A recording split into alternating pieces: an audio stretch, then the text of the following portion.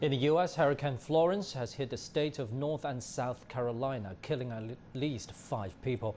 After its landfall on Friday, Florence was downgraded to a tropical storm, but authorities say more rain and flooding are on the way. More than 680,000 people in North Carolina are without power, while 21,000 are now living in shelters across the state. The White House says President Donald Trump will visit the area next week. Our correspondent Sean Calebs reports from North Carolina. Hurricane Florence came ashore hours and hours ago, but it is still punishing Wilmington, North Carolina. There were concerns that this storm could kill, and apparently that is the case. There are reports now that a mother and infant have been killed by debris falling during Hurricane Florence. And just look at the ground where we are right now. This is basically the Cape Fear River. It has been rising dramatically, and it is rising by the minute. Look out here how much it has moved up, and it is actually now flowing backward. The counterclockwise spin from Hurricane Florence is now pushing this river backward. The storm surge is continuing to move down through this area, and that is going to be a major concern as this day goes on. There are widespread reports of flooding. There was a dramatic rescue operation in the town of New Bern, North Carolina this morning, where authorities went out at the height of the storm and rescued about 200 people.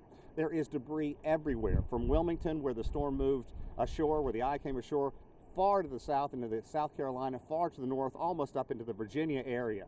Residents who did choose to ride out this storm may be second guessing it. They talked about just how terrifying it was when this storm blew in. I've never been so terrified in my entire life.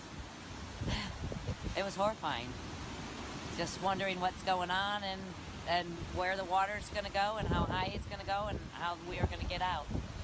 And if we were going to get trapped in the attic or not. And the major characterization of this storm is the fact that it is moving so slowly. Officials have been very clear about this. It is going to be a soaker. And once again, just look at the Cape Fear River, how much it has gone up. It is going to continue to rise. It is going to bring more flooding. We're seeing this in waterways all along the coastal area, from Wilmington up about 120 kilometers north to New Bern, all the way down to Charleston, South Carolina. It is a storm that has just become so massive. The shots from space just indicate just how broad it is.